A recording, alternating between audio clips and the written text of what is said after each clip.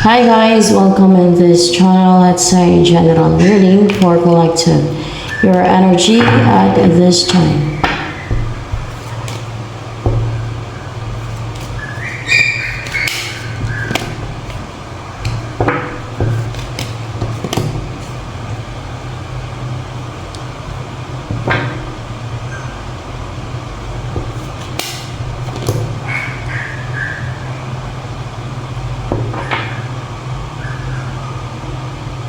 Actually, you are fortunate and maswerte, no? Lucky. Or umpisa na yan, there's change sa buhay mo. Nasasaktan ka ngayon eh. Pero yan ang pinanggalingan ng tapang mo by yung pain. It makes you brave to take action. Ewan ko kung ano action yung gagawin mo. May gusto kong simulan na gagawin. And you are brave to take action to start that. To do that.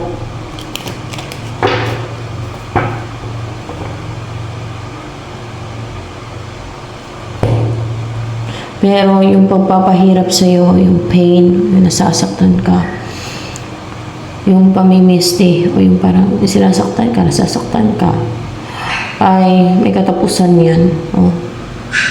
May tamang oras na mag-end din yan.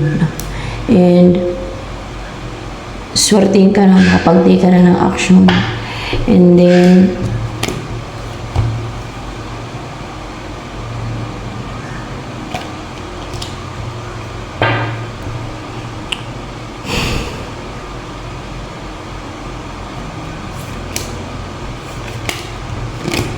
makaganti ka. File source. Para ba maging malupit ka, gaganti ka. Gaganti ka eh. Yun ang lumalabas dito, gaganti ka. Yun, gaganti ka daw. Oh, gaganti ka.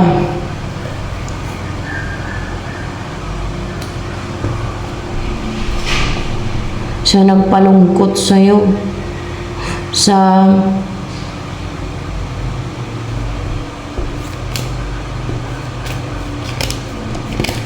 nagpahirap sa'yo. Yun daw, no? Nagaganti ka sa nagpahirap sa'yo. Ito na experience mo, nahirapan, nasasaktan ka ba?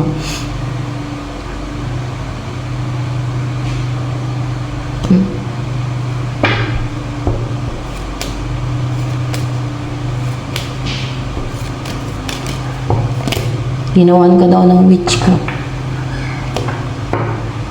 Yun. May gumawa sa ng witchcraft. Yun ang gusto mong gantihan. Gumawa sa ng witchcraft. Kasi naging malungkot ka, naging lonely, nasasaktan, parang nanamlay. Dahil sa ginawa sa yung witchcraft, baka nagkasakit ka din. Salbahin na talaga yung mga gumagawa ng witchcraft, guys.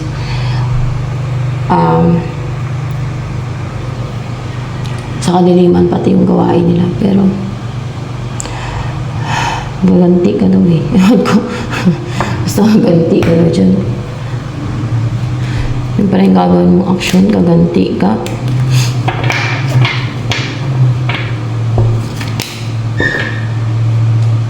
Parang kang bata eh.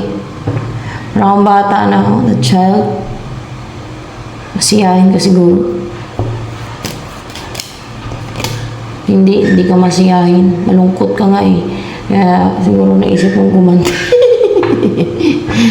Pero mali na. Mali yung gumanti. Pero yun ang lumalabas dito, no? Parang bata na. Inosente. Parang kang bata na inosente. Kasi para kang bata na inosente sa ginagawa sa'yo siguro ng witchcraft. Siyempre, hindi mo kasi makikita yan eh. Energy yan, tsaka spiritual, yung atake ng mga yan eh. Spiritual energy, gano'n. Yan ang atake nila, di ba? Hindi mo naman makita ng mata mo yan.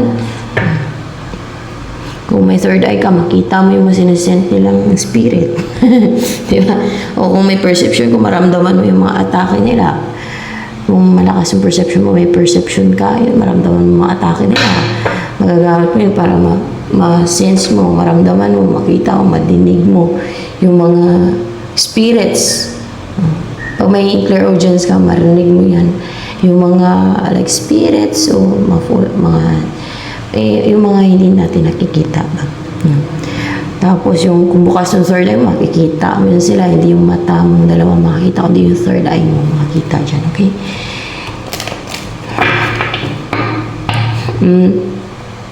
And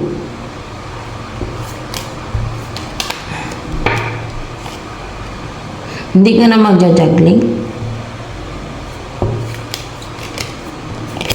Hindi ka na magja-juggling. Dahil may dipinsa ka na daw. Ewan ko. Baka nilagyan ka ng God ng dipinsa.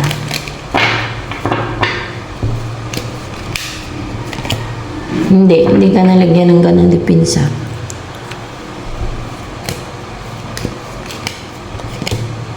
Wala kang nilagay ng dipinsa sa sarili mo. Pero may dipinsa ka.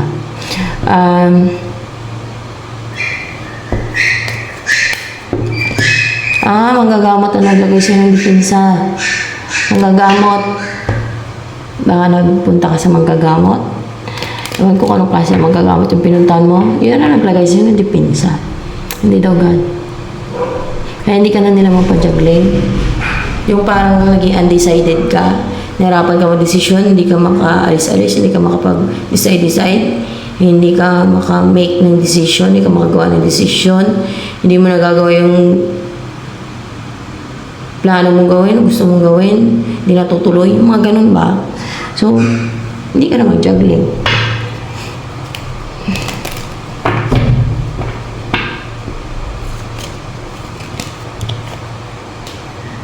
Full of desire ka eh. Right now, full of desire.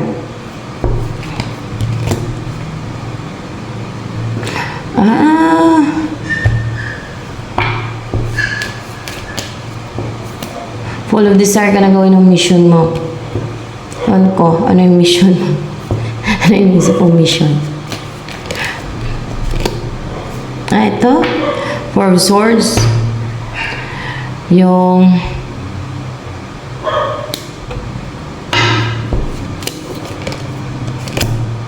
ikaw daw itong lalaki dito sa picture. So, ibig sabihin, parang binabantayan niya yung babae, no? Ganun. Para makatulog ng mahimbing yung babae. So, ganun. Clarify ko. Ano ibig sabihin dito ng ganun?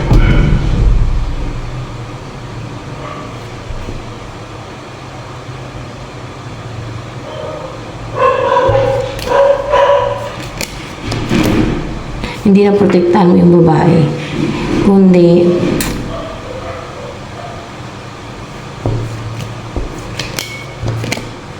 hindi may mamuhay ng tahimik eh, kundi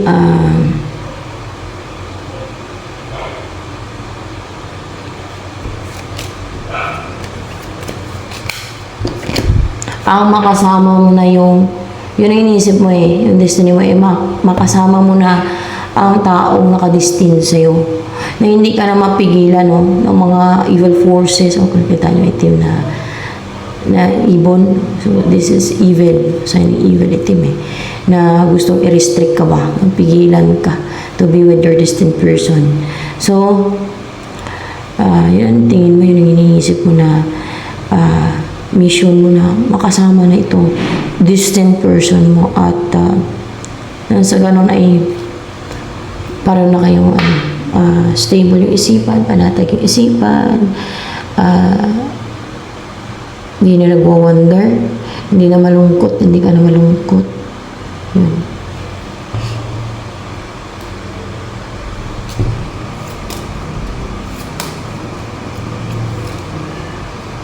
Sama.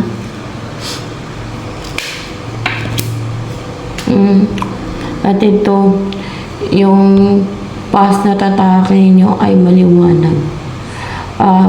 kumbaga hindi makalapit yung mga kung saan kayo papasok na maliwanag yan siya, protected ng liwanag o ng heavenly realm o ng social beings, ng God, yan, na yan ay protected na hindi na kayo inaatake dyan, hindi na kayo maatake. Kayo ng person mo, hindi na kayo maatake ng mga evil, ng mga kampo ng kadiliman.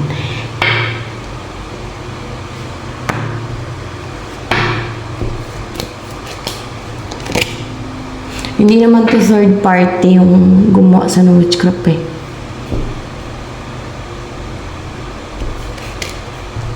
May gusto sa'yo to. Queen of Wands, goal ka niya. May ambition sa'yo to. Goal ka nito ni Queen of Wands. Yan ang gumawa ng witchcraft sa'yo. Maaaring pati yung person ginawa niya. Ay pangarap ka niya, ambition ka niya, goal ka niya na gusto niya ma-achieve. So, to the point na parang no return, no? To the point na sinanlaan niya ang kaluluwa niya, bininta niya ang kaluluwa niya sa devil. Pinagpalit niya ang kaluluwa niya sa kadiliman, sa devil, sa fallen angels. Para lang mapasa kanya ka. Para siguro may in-love ko sa kanya. Pinukuhan sa kanya energy. So, mga goal-driven talaga na kuha ka, mapasa kanya.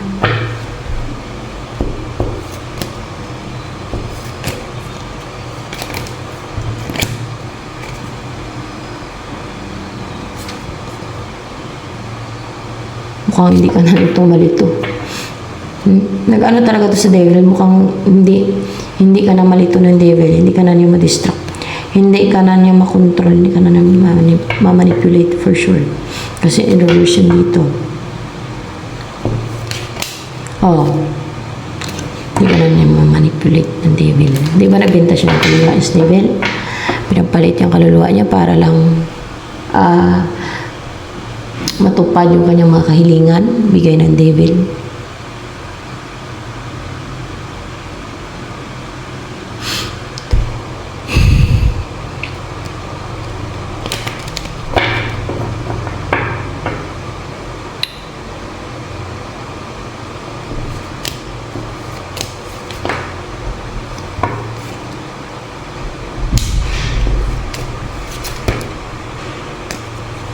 Teka na.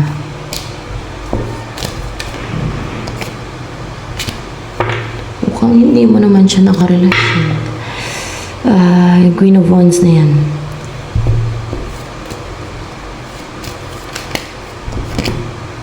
Hindi sa crush eh. Let's see, clarify ko ulit.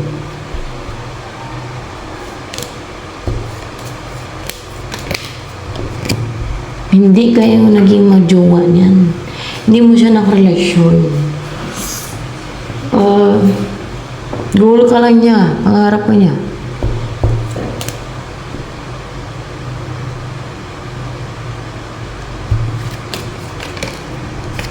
Tingin niya kasi sa'yo, hot ka daw.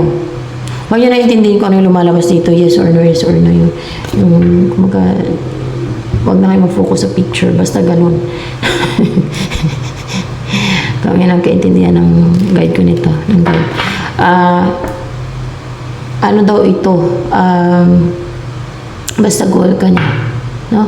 Goal ka niya. Kasi tingin niya sa'yo, hot ka.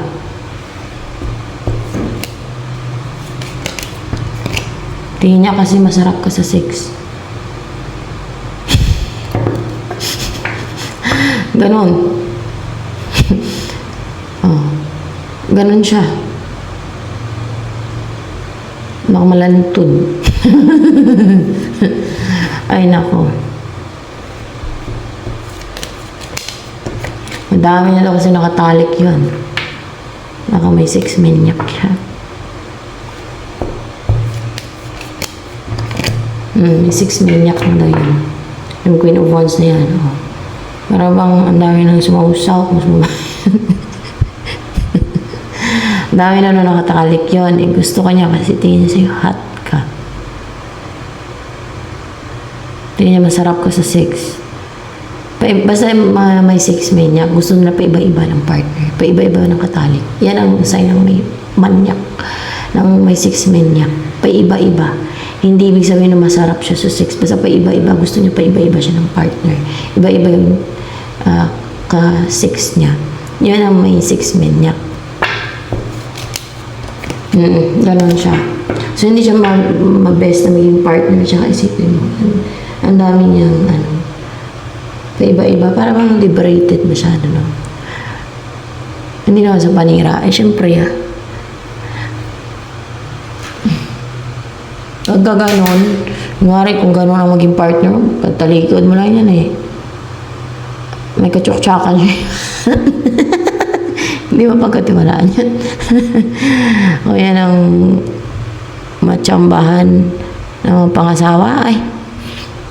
Kasi may 6 minyak, gusto niyan paiba-iba yung ka-6 niya. Ganun yun. Ganun daw yun. So, bakit yung gano'n?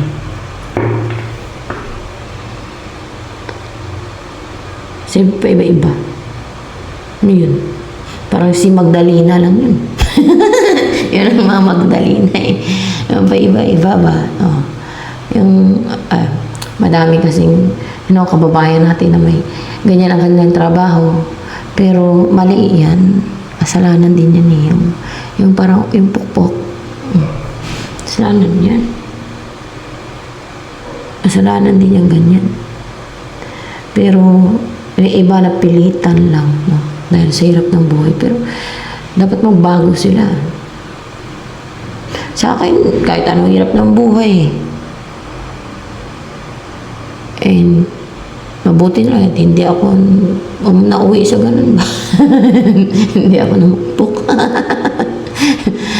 Nako po, hindi ko kaya ang mga ganun trabaho. Mas okay na yung mag-waitress ako. Trabaho sa restaurant.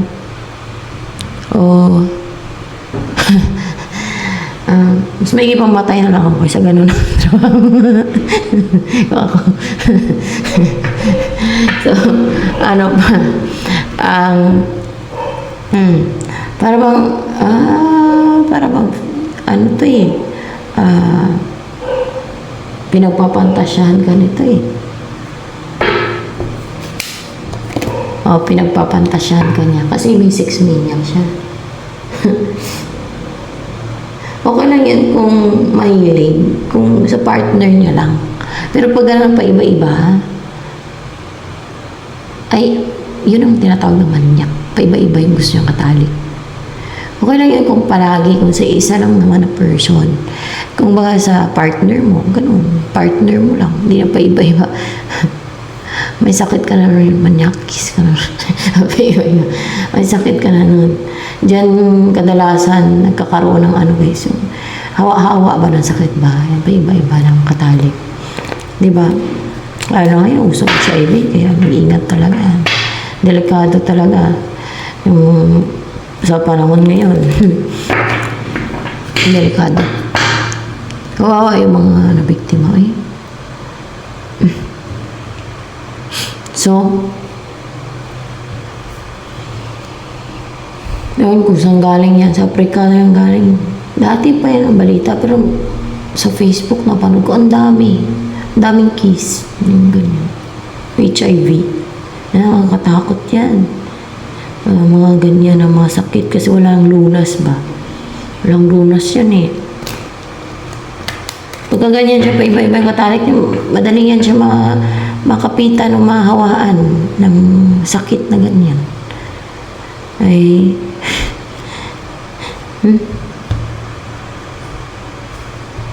Yan.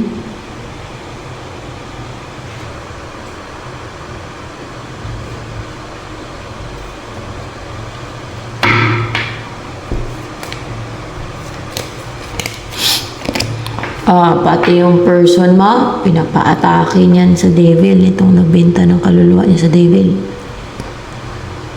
Pinapaatake niya sa devil. Pinapasalba niya sa devil.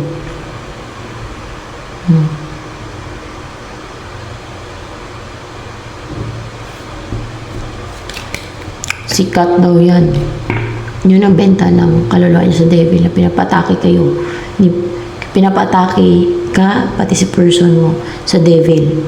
Of course, sino pa magpasikat sa kanya? Devil. Kadalasan, mga nagbibinta ng kaluluwa sa devil.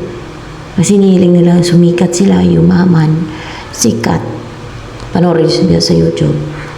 Sina Katy Perry, Blackpink, yan. Yan bakit ko nalaman pati Blackpink? Yan ko lang sa gan. Kasi hindi yan sila sikat nung walang suporta ng devil. Nang ganyan, tugatong tagumpay. Example yan. Oo daw, nagbenta daw yun sila ng kaluluwa nila. Kita nyo, kahit hindi ganun yung boses nila, parang bata yung boses nila pag kumanta sila, sumikat sila, click na click sa mga tao kasi nga, madami kasi ang gusto yung alam nyo yan, madami yung supporters ng devilish char. Hindi naman devilish yung kanta nila, pero kasi yan sila guys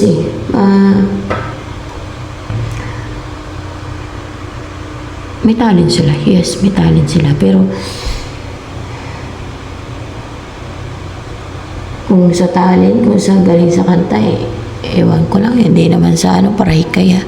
Medyo ganun lang talaga ako. Mas taas yung standard ko pagdating sa mga ganun. Kasi, bet ko talaga kumanta kasi yung mga matataas, buong buses, matatayo. Alam yung mga na talaga.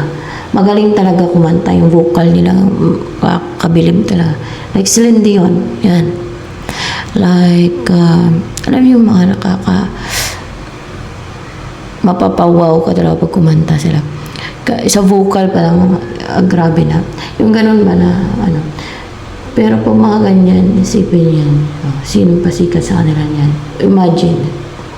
Sina Katy Perry, sina Lady Gaga, yan. Mga nagbenta ng kaluluwa yan. Si Katy Perry, umamin talaga yan. Madami, mga rakista. Sa Hollywood, dami yan sila. Yan ang mga, meron din Chinese. Nagbenta daw siya ng kaluluwa niya para sumikat siya, yumaman siya. O sumikat na daw siya, yumaman siya. Pero paano naman kaluluwa niya? Gusto niyang bawiin sa devil. Ano niya yung bawiin? Binigay na sa kanya ng devil yung hiniling niya. Paano? Ang God fair yung God Yun ang desisyon niya Bininta niya yung kaluluwa niya sa devil. Ang God ay may contract, pero may kasunduan niyan sila yung God at si Satanas na yung managbenta syempre ng kaluluwa syempre kanya na yun. Ganon yun. Oo. Kaya wala nang solusyon para masave pa ang mga nagbenta ng kaluluwa nila sa devil. Bago kasi magbenta ng kaluluwa, isipin. Sa mga hindi nagbenta ng kaluluwa, huwag kayong magbenta. Pagbalit niyo yung kaluluwa niya, just mayo. Pwede kung sin lang naman kasalanan ninyo, di ba? Ay, pwede ninyo itigil. May pagkakataon pa masave. Pwede pa kayo magbago, di ba? Pero binta nyo, wala na ng pag-asa, wala na talagang solusyon yan para ma-save ka pa. Wala na. Ganun yun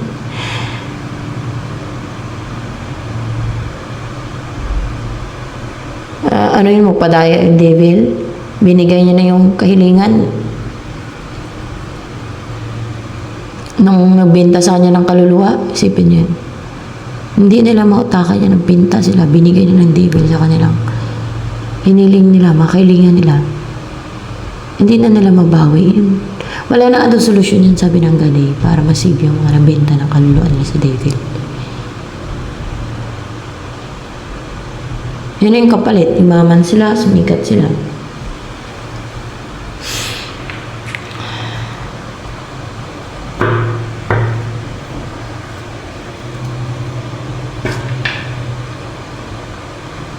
Kapalit ng kasikatan, kayamanan, power.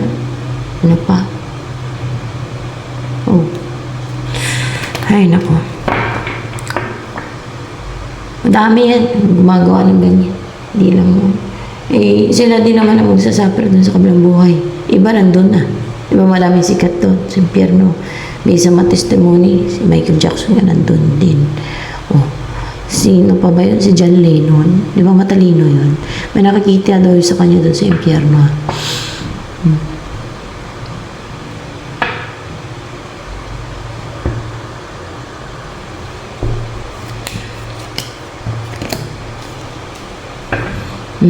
Hindi na ito magtatagumpay. Itong kontrabido. Yung, syempre, nagbenta ng kaluluwa niya sa devil kasi pinapaatake na kayo eh. Si person mo, ikaw, pinapaatake. Ginagawa ka ng deceit and scheme, minamanipulate, pinapakas person mo, pinipiste, o kung ano pang ginagawa. Masig ba yan? Yung ganyan ang gawain? Wala sigurong alam yung person, baka hindi nga alam ng person mo. Ay, nako. Mula din itong deceit na to. Between you and your person, yung black. No? Yung parang, source. Yung parang naghadlang sa inyo, nagbablock. Madlang.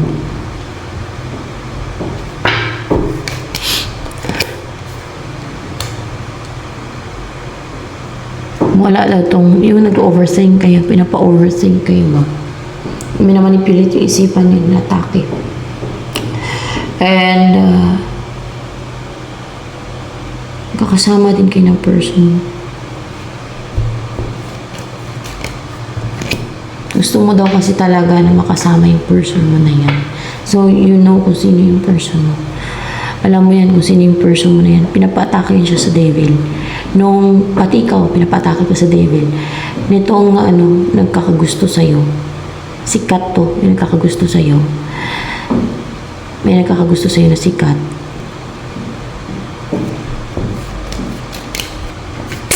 Kilala siya sa buong mundo. Kasi ang pinasikat siya ng devil, nabinta siya ng kaluluwa niya sa devil eh.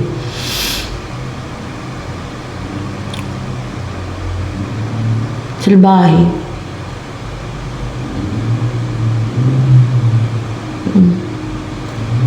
And,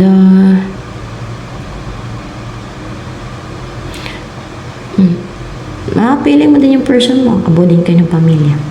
Pagpangasawa mo din to.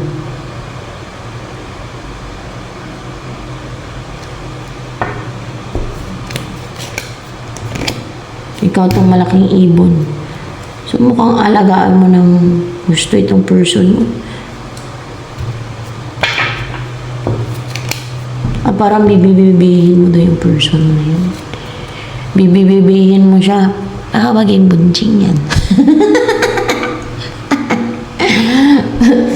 Parang ibibibibi mo ba siya ba? No? Katulad nito. Tingnan niyo.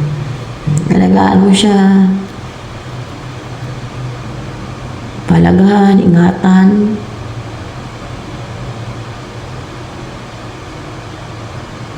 Masipag kang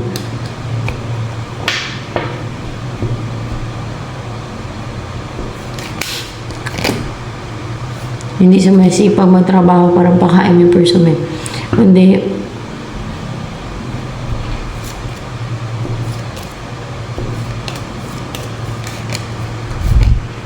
masipag ka maghanap buhay para maibigay mo yung pangailangan ng iyong person. Yung ito, syempre pag nagkasama kayo, ibibibibi mo pa ngayon, bibibibihin mo pa daw yun eh.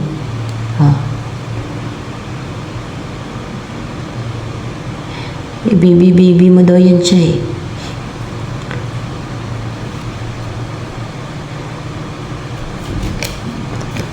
Parang maiyak ka daw. Yung parang maibigay mo lang yung pangailangan ng person mo. Maghanap buhay ka talaga na. Masipag ka maghanap buhay. Ganun ba? And parang maiyak daw kung naiisip mo yung person mo. Meron kasing deceit dito pero wala na din yun. Nabablock sa inyo. Natake nga yung isip ninyo eh. Baka cold sa yung person mo. Pati ikaw naging cold kasi minamanipulate. Pina-atake kayo eh. Pinatake yung isip ninyo, minamanipulate kayo, pati emosyon yan. Basta ganun ang ginawa. O kaya kung ano pa, baka sinasaktan din si person mo, pinapasaktan o ginagawa ng deceit o kung ano pa. Ganun ang ginawa sa person mo at sa'yo. Pero hindi magtatagumpay itong demonyo na ito na nagbenta ng kaluluwan.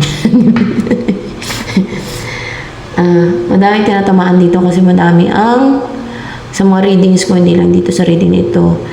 Dahil paunti yung viewers dito kasi madami ang makasalanan talaga na tao. Madami ang evildoer din. Lalo yung mga sinner, no? And they don't want to give up or they don't want to stop that. Ayaw na lang tumigil sa kanilang mga evil doings. Ayaw nila ng correction, ayaw nila ng warning. Ayaw nila magbago, guys. Kaya, ang dami ng katwiran yan. Wala sila. So, yan. Pero sa mga nagbenta ng kaluluwa, wala tayong masabi na iba at yun daw talaga wala na yung solusyon dyan. Bininta man nila yung kaluluwa nila. Kapalit ng mga kahilingan nila. Pinayaman na sila ng devil. Ano pa? Pinasikat na sila ng devil. Kung ano pa hiniling nila sa devil, pinakontrol kayo. Nako. So yan ay ano na lang, no? Lesson and warning sa mga hindi nagbenta ng kaluluwa sa devil. Once nagbenta ka lang ng kaluluwa sa devil, tangay na ng devil ay yung kaluluwa. Doon niya lagay sa impyerno. Kung saan mapunta yung devil, doon din siya. Yung mga nagbenta ng kaluluwa sa devil. Yun ang goal ng devil ng fallen angels. Makuha ang kaluluwa ng mga tao. Ang dami nilang tricks nga deceit para lang makuha ang kaluluwa ng mga tao.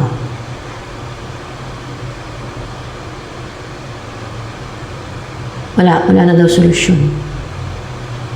Kailan ko pa yan tinatanong kung may solusyon ba? Baka may solusyon wala wala na daw solusyon, sabi ng God. Kasi binintahan nila, binigay na ng devil, God is fair. At binigay ng devil sa kanila yung hiniling nila o pinasikat sila ng devil. Pinayaman.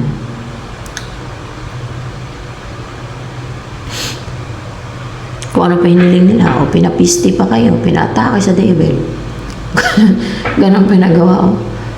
Puro kabalastugan, puro kademonyuhan.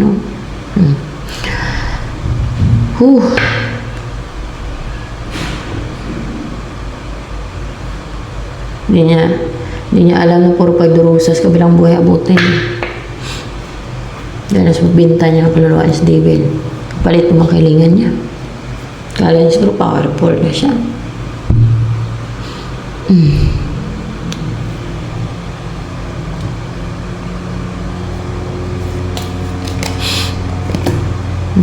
Hindi daw yan nanonood dito. Nagbenta ng kaluluwa niya sa devil. Hindi yan nanonood dito sa channel ko. Baka hindi niya alam yung channel ko. Kasi maliit lang naman tong channel na to Diba? Hindi naman to sikat na channel. Hindi naman to maliit nga lang to Palusaw na nga. Pa-fitness YouTube. Bakit? Pakunti ang viewers.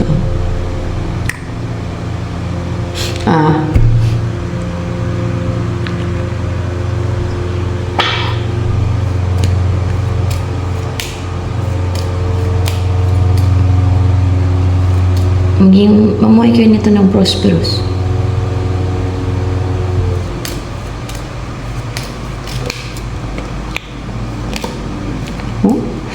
Masaya kayo kahit simpleng buhay. Mapakain ka ng maibon. Pero bang may daga pa. Kung magalaga pa kayo na ganyan. Masaya kayo na contented kayo. Masaya kayo. Palaga siguro kayo ng ibon yan. O yung place na tirahan ninyo may ibon dun. At maging emotionally satisfied, contented, happy, fulfilled. Kasama niyo isa't isa. Masaya kayo magkasama. Parang nandun talaga yung love and emotion sa isa't isa. Lalo kung mapagmahal itong sa person mo.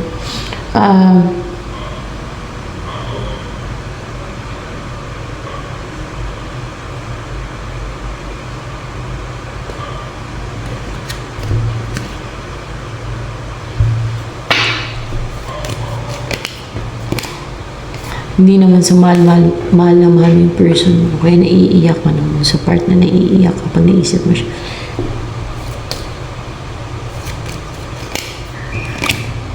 Hindi dahil din sa pinagdaanan ninyo, kundi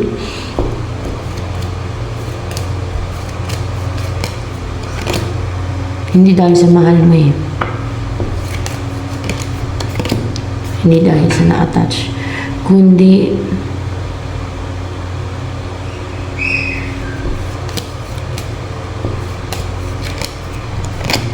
hindi din dahil sa nangulila. Hindi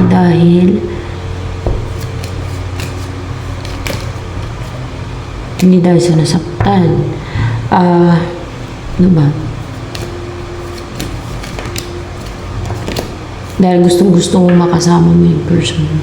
Kaya naiyak kapag naisip mo siya. Gusto mo kasi siya makasama. Tatapang na. Yung tutapang ngayon. Ako kayo na inuuban eh.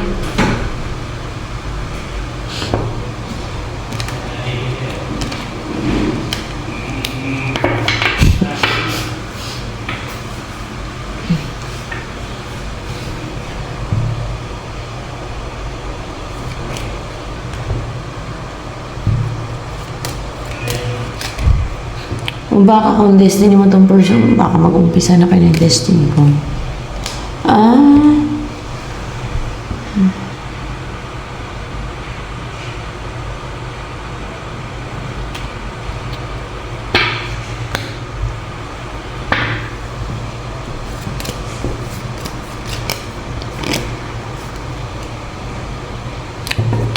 Nagpadala ka na daw ng pera just person eh. Nagtagumpay. Nakapadala ka na ng pera.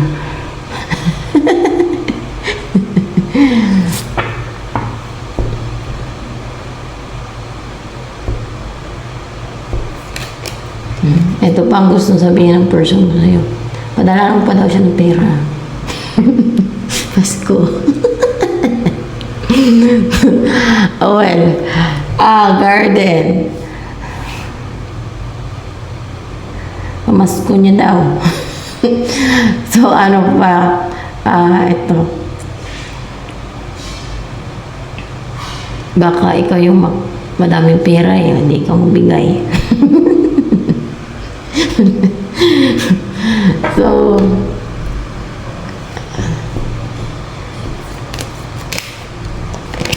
hindi dahil sa madami kong pera kaya padala ka. Hindi dahil sa dahil mahal mo, kaya padala ka ng pera. Eh, pamasko niya daw. So, garden. Nangalay pa ako. Ngalay. Minarap ito kasi.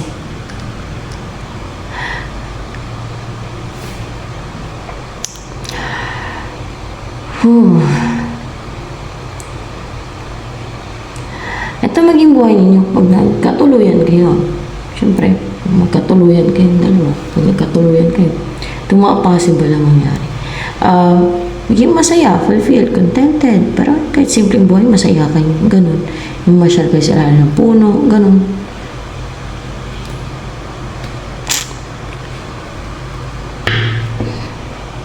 Ganun maglaro yung magiging anak ninyo. Ganun.